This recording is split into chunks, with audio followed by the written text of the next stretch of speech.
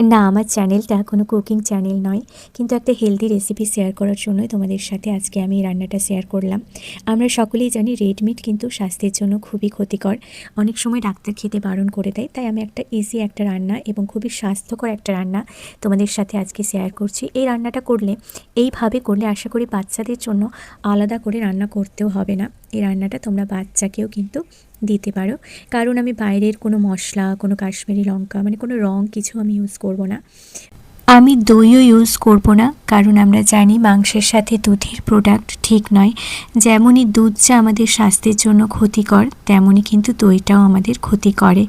এটা তোমরা ডক্টরকে জিজ্ঞাসাও করে নিতে পারো। আমি নুন, হলুদ, কাঁচা লঙ্কা, জিরে, ধনে গুঁড়ো, আদা রসুনের পেস্ট দিয়ে মাংসটা ভালো করে ম্যারিনেট করে নিয়েছি। আমি কিছু পেঁপে আর কিছু আলু এইভাবে ডুমো ডুমো করে কেটে নিয়েছি। অল্প একটু হলুদ দিয়ে ভালো করে ভেজে নেব। পুরোটাই সর্ষের তেলে রান্নাটা করছি। সর্ষের তেলে আলু পেঁপেগুলো ভেজে নেব। তোমরা চাইলে ভাজার সময় হলুদ দিতেও পারো, নাও পারো। তারপর আমি অল্প একটু চিনি দিয়েছি সেই তেলটায়। চিনিটা কিন্তু রঙের জন্য। তারপর এই চিনিটাকেও তোমরা কেউ কেউ স্কিপ করতে পারো। দারচিনি, এলাচ আর লবঙ্গ ফোড়ন দিয়েছি।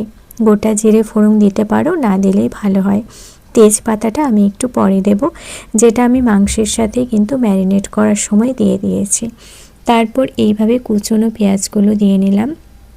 পেঁয়াজগুলো কিন্তু সুন্দর করে লালচে করে, মানে ব্রাউন ব্রাউন করে ভেজে নেব। অল্প একটু লবণ দেব, পেঁয়াজটা তাহলে ভাজার সময় নরম হয়ে যাবে। তারপর দেখো মাংসটা দিয়ে দিলাম।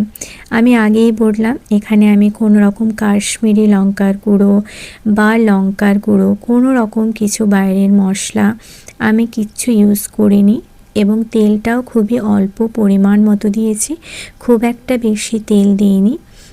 অবশ্যই রান্নাটা কিন্তু স্বাস্থ্যকর হবে, বাচ্চারাও খেতে পারবে।